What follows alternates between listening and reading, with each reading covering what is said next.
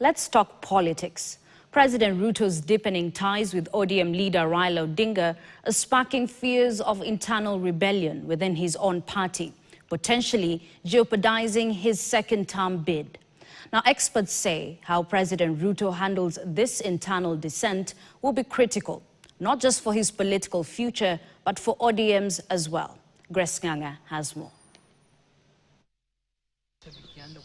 As ODM leader Raila Odinga sends mixed signal regarding the broad-based agreement, his contradictions appear to be fueling an internal rebellion within his party. Kama Sifuna ameongea, ako na haki ya kuongea. Kama wewe unatofautiana na yeye kwa maoni, sema yako. Mimi sijasema ati mimi usiongee. Analysts suggest Odinga is deliberately playing both sides. Odinga is emboldening dictatorship in this country. He's worse off than any dictator because you are paying for it, you are advising the dictatorship. For months after initial excitement among his allies following the signing of a pact with Ruto, elected leaders including ODM Secretary General Edwin Sifuna have been vocalizing differing political stances regarding the party's association with the Ruto government. When you see Edwin Sifuna talking against our government, he's talking against our government because he is bitter.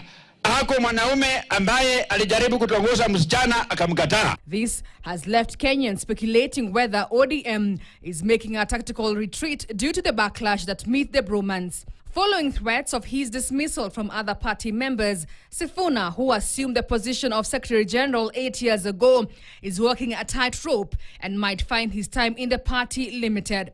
He could potentially follow in the footsteps of former Secretary Generals who have been unceremoniously shown the door for defiance.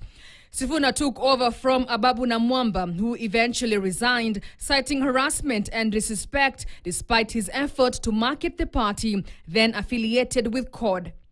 The longest-serving KANU Secretary General, Joseph Kamotho, was removed after 14 years, and his position was given to Raila Odinga, following the merger of the National Development Party and President Moi's ruling party. In September 1993, Ford Kenya, a party torn by internal dissent, removed Gitobu Imanyara as Secretary General following conflict with Raila Odinga. A similar fate will befall Raphael Tuju, who at the height of his influence became an ex-official member of Uhuru Kenyatta's cabinet. He later resigned as Jubilee Secretary General on February 9, 2022, amid claims that some party officials wanted him out of control of party finances.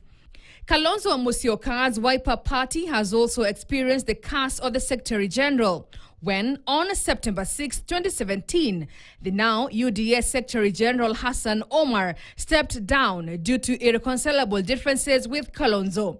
Odinga is scheduled to chair the party's Central Committee tomorrow to iron out the issues that have been playing out publicly.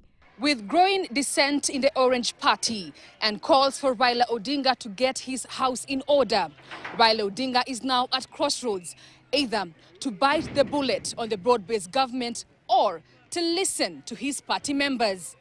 Grace Nganga, KTN, Chungwa House, Nairobi.